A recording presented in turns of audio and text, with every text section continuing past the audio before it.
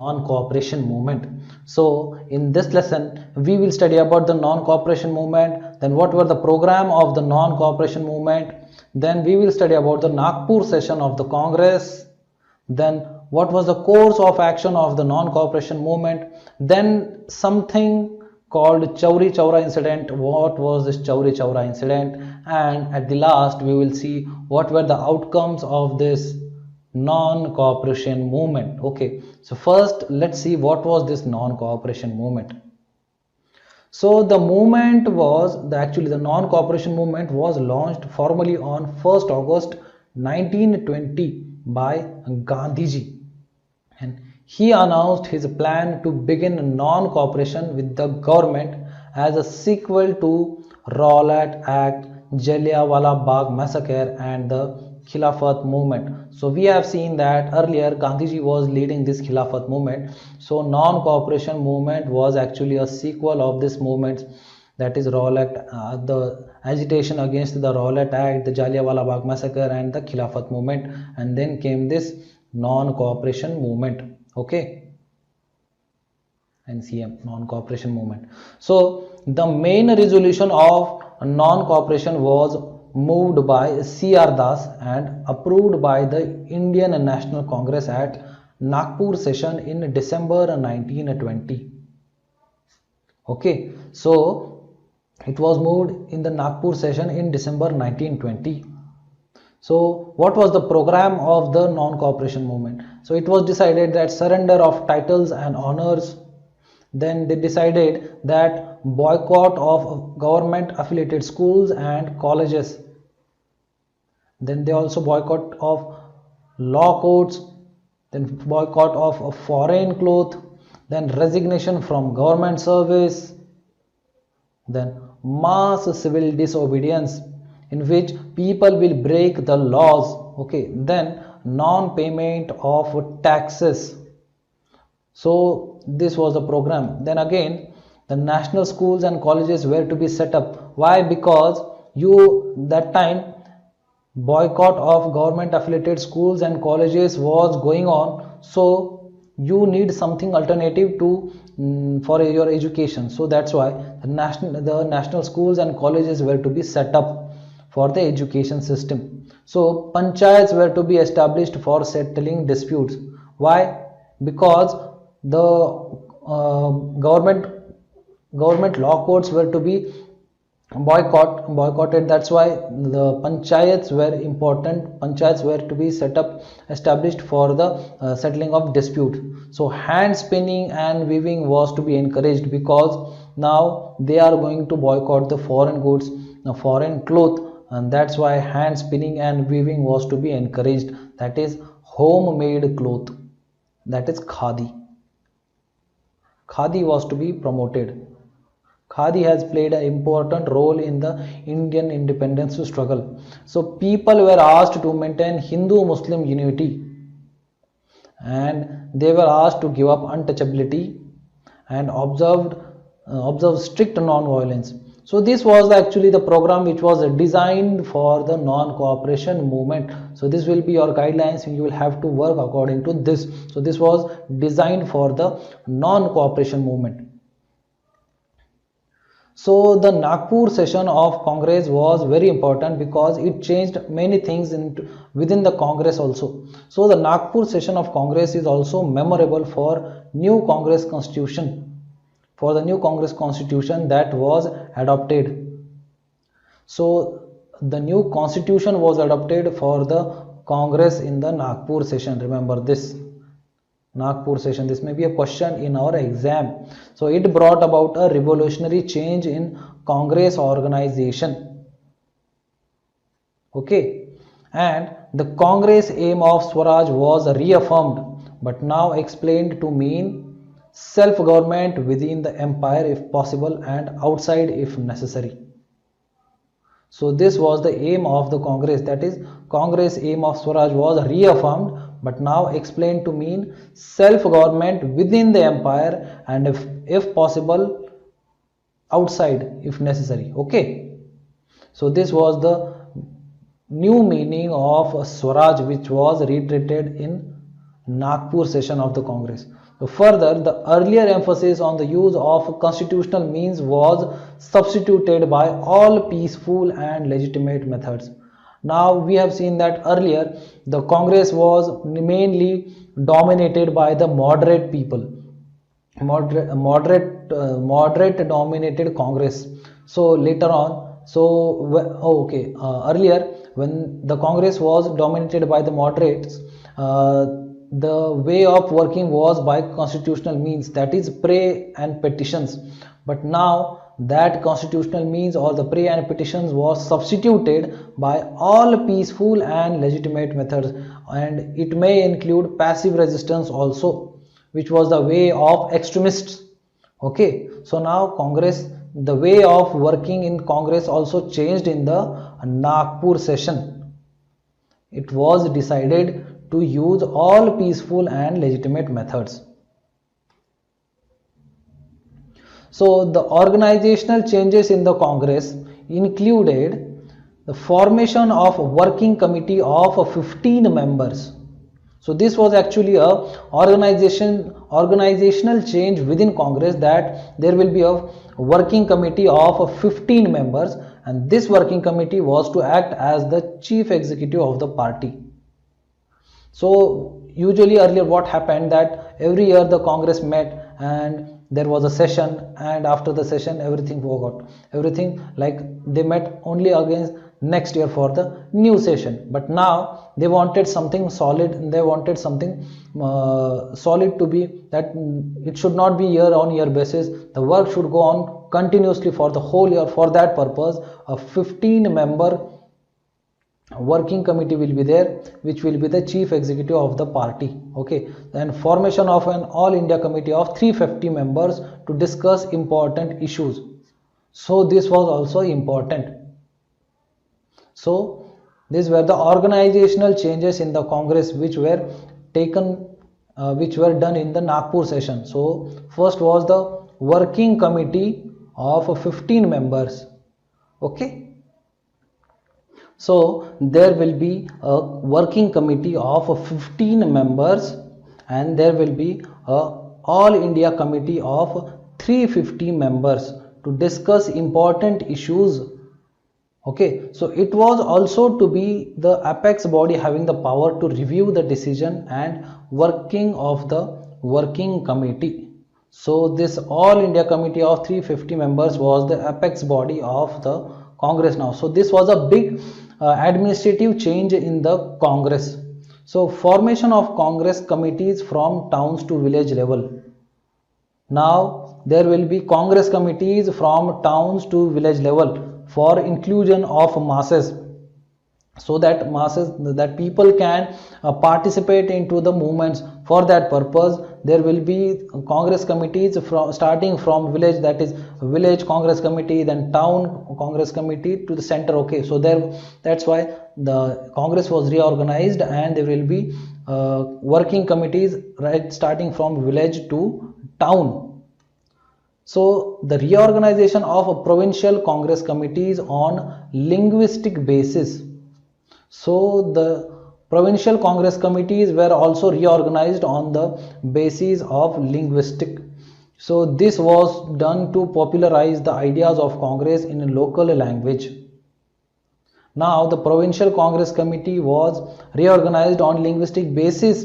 And why was it organized? Because it wanted to popularize the idea of Congress in local language, so that it can reach to local language, it can reach to local people in the local language, and it can convey its idea to the local people of the mass movement which it is planning or what it is working. Okay, so Congress also, as far as possible, emphasized on the case of Hindi, so that the gap between the educated groups and the masses may be filled up. So it also started to work for the promotion of Hindi, so that there will be no gap between the masses and the educated groups.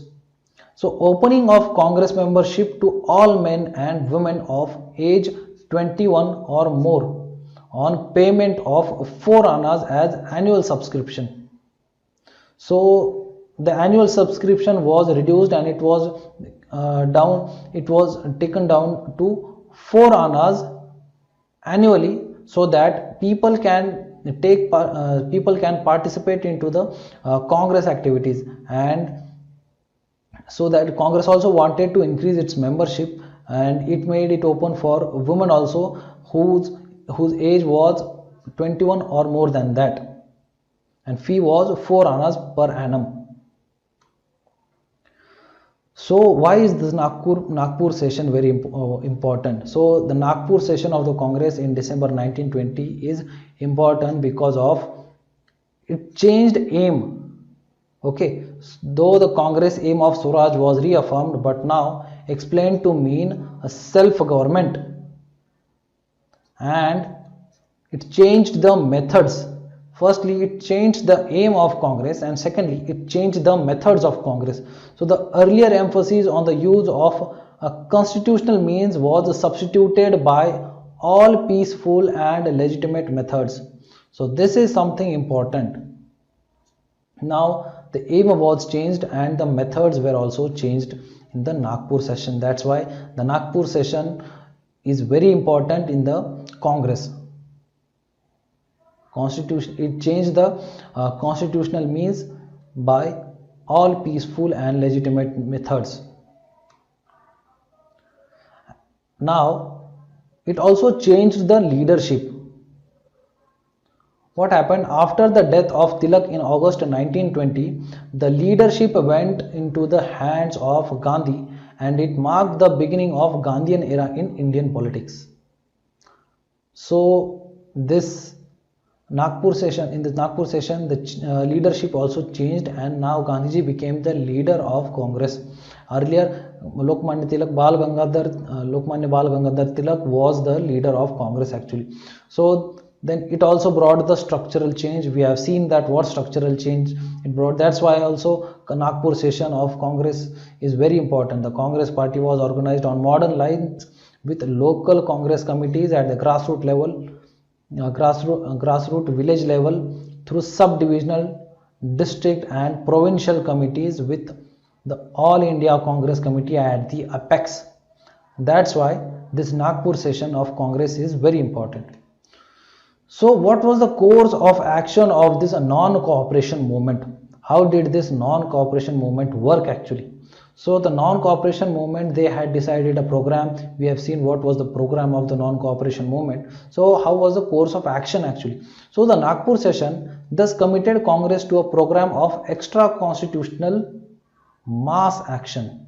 That means they will not limit themselves to the pray and petition. Now they will go extra constitutional and mass action. Now they will include masses into the action. That is, they will bring the people into the movement. So many group of revolutionaries, especially in Bengal, also pledged support to the movement.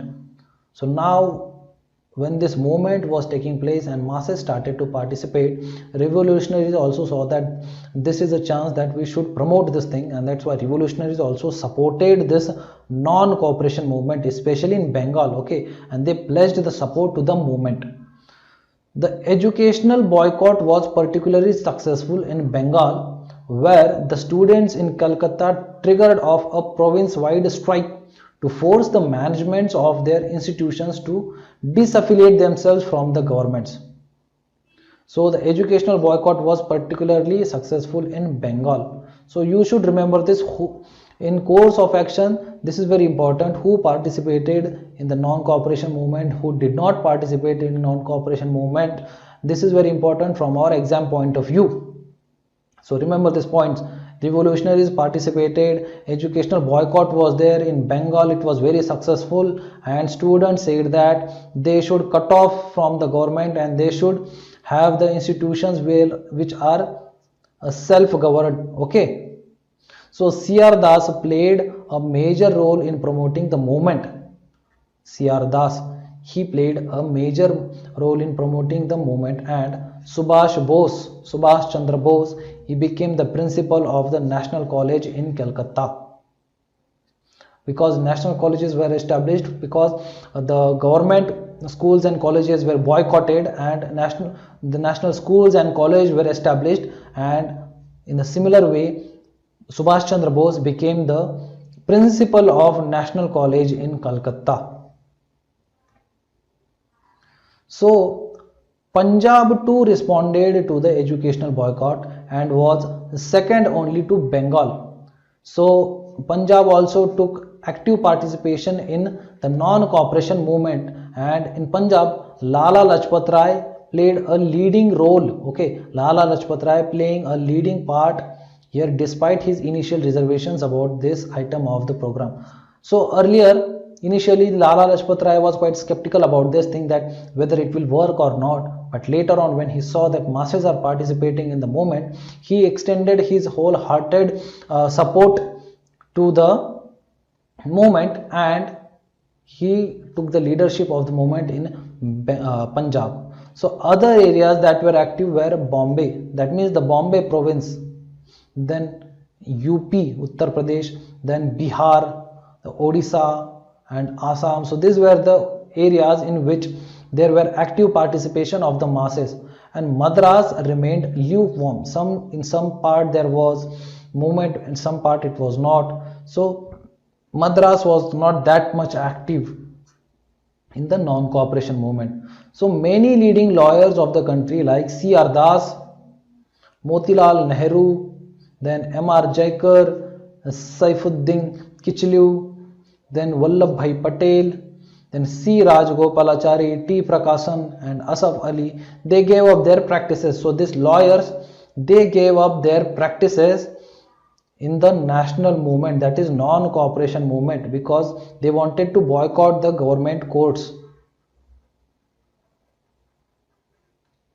Okay, so they wanted to boycott the government courts, that's why they gave up their practices, and panchayats were set up instead of the courts, and the local problems were resolved in the panchayats. So the most successful item of the program was the boycott of a foreign cloth.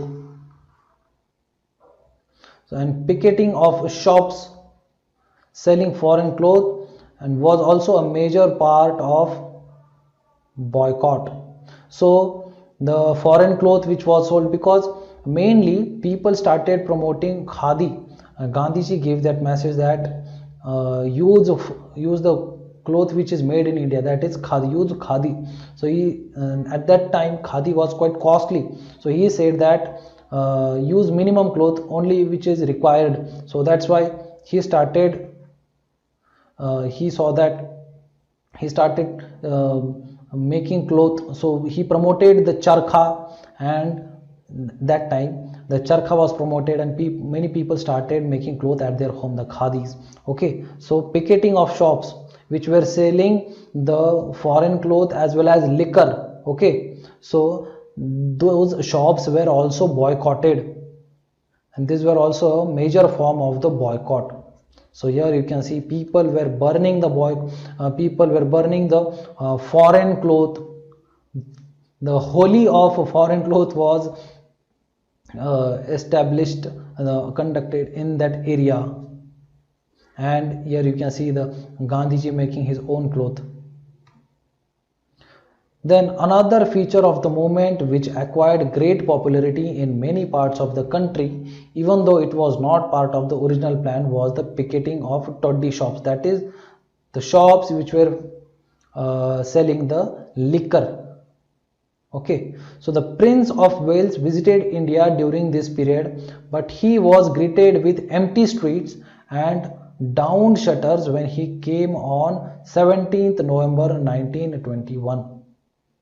So this time the Prince of Wales visited India, and when he visited India, he was welcomed, he was greeted with empty streets, there was no one on street, there was a hartal and down shutters, no shop was open, and that's why this was the form of agitation to show the anger of Indian people. So in Malabar, in Kerala, non-cooperation and Khilafat propaganda helped to rouse the Muslims tenants against their landlords. So there was a scuffle between the Muslim tenants against their landlords. So the Muslim tenants also used this opportunity to rise against their landlords. In Assam, laborers on tea plantation went on a strike. So the non-cooperation movement was gaining a momentum, and everyone from every walk of life was participating into this non-cooperation movement, and it was becoming very successful. Okay, so here you can see people are marching on the streets and taking part in the processions. Even the children were taking part in the processions, the old were taking part in the procession, and it was gaining a momentum. Then there were strikes on the steamer service and on the Assam Bengal railway as well. So here you can see there was a strike on the Assam Bengal railway as well. The people who were running the railways, the workers who were working on the railways, they agitated against the government. They participated into the non-cooperation movement. Okay, so in Midnapur, a cultivators strike against a white zamindari company was led by Calcutta medical student in defiance of forest laws became popular in Andhra. So forest laws were also violated. Then peasants and tribals in some of the Rajasthan states began movements for securing better conditions of life. So everyone started to take participation in the non-cooperation movement. In Punjab, the Akali movement for wresting control of the Gurudwaras from the Mahants was a part of the general movement of non-cooperation, and was based on a strict non-violence in the face of tremendous repression. So in Punjab, the Akali movement was also wresting the control of the Gurudwaras from the Mahants. So people wanted to take control of the Gurudwaras from the Mahants, and this was a general movement of non-cooperation. And that time there was a lot of repression on the agitators, but they observed strict non-violence. Okay, in the face of tremendous repression, they observed strict non-violence. Then something happened which is called as Chauri Chaura incident, and this spoiled all the mass agitation which was going on. So by December, the government announced the Congress and the Khilafat committees as illegal and arrested all those who participated in the movement. So all of them were arrested who were participating in the movement, and the Congress session at Allahabad in December 1921 decided to launch the civil disobedience movement. Gandhiji was appointed as its leader. So this was the next step of the non-cooperation movement, and the Congress session met at Allahabad in December 1921, and at that Allahabad session it was decided to launch the civil disobedience movement as the next step, and Gandhiji was appointed as its leader. But before it could be launched, a mob of people at Chauri Chaura who were protesting peacefully, and they were actually they were protesting peacefully, but later on they attacked a police station and they burned 22 policemen alive in the police station. So before it could be launched, before the civil disobedience movement could be launched, a mob of people at Chauri Chaura near Gorakhpur, Chauri Chaura is a place near Gorakhpur, clashed with the police and burnt 22 policemen. They burnt 22 policemen alive on 5th February 1922, and this changed the course of action of the movement, that is the non-cooperation movement. He changed everything, and now on hearing of the incident, that is the Chauri Chaura incident, what happened at Chauri Chaura, Gandhiji decided to withdraw the movement. He also persuaded the Congress Working Committee to ratify his decision, and thus on 12 February 1922, the non-cooperation movement came to an end. Gandhiji withdrew this movement. He said that he actually wanted the non-cooperation movement to be peaceful, But when this Chauri Chaura incident happened, he said that we are not yet ready for the independence what we want. So he said that this cannot be achieved by using the violent means of protest, or it cannot be used by it cannot be gained by using the violence. So that's why he decided to stop the non-cooperation movement, and he also told the Congress Working Committee to ratify his decision that he wants to stop the movement. So on 12 February 1922, the non-cooperation movement came to an end. So Gandhiji's decision to withdraw the movement in response to the violence at Chauri raised a controversy actually. So Motilal Nehru, C.R. Das, Jawaharlal Nehru, Subhash Chandra Bose and many other recorded their utter bewilderment on hearing the news. So remember this, Motilal Nehru was also not happy with this decision. Then C.R. Das was also not happy with this decision. Jawaharlal Nehru was also not happy with this decision. Subhash Chandra Bose was also not happy at this decision. So remember these names. 4 names are very important, and it was actually true because at that time the movement was gaining a momentum and masses were participating, and it was gaining popularity between the people, and it was starting to get it was expanding actually. And at this point of time the movement came to an end, because when movement reached at its peak, at that time the movement was cancelled and the movement came to an end. So that's why people were also angry and the leaders were also angry. So here you can see the violence which was going on after the Chauri Chaura incident. So what were the outcomes of the movement, of the non-cooperation movement? What were the outcomes of this non-cooperation movement? So it was the real mass movement with the participation of different sections of Indian society, because in the non-cooperation movement people from every walk of life participated in the movement, starting from a kid to an old person. Everyone participated into the movement. People were very enthusiastic in this movement. So it was the real mass movement with the participation of different sections of Indian society, such as peasants, workers, students, teachers and women. Everyone participated into this movement. Okay, and it witnessed the spread of nationalism to the remote corners of India.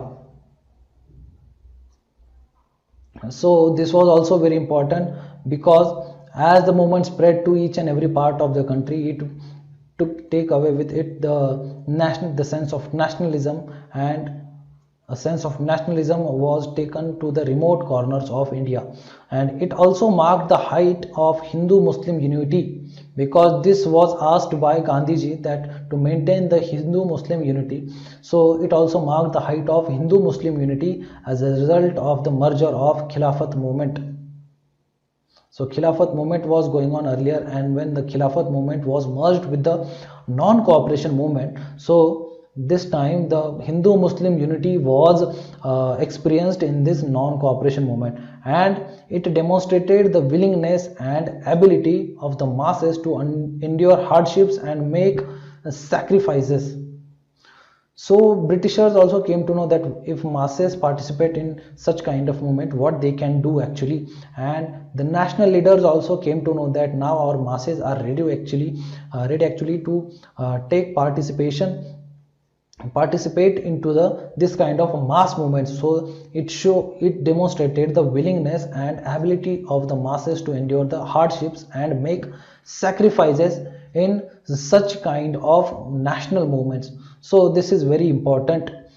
So that's why non-cooperation movement was very important in our Indian freedom struggle. So that's all about the national non-cooperation movement. In our next lesson we are going to study about the Swarajist and no changers. What are the Swarajist and no changers? Because this is something, when the non-cooperation movement ended, the course of action also changed, and new things happened on the platform of the Indian politics. So in next lesson we are going to study about that. So till then, study hard, stay focused, and see you in our next lesson. Thank you for watching.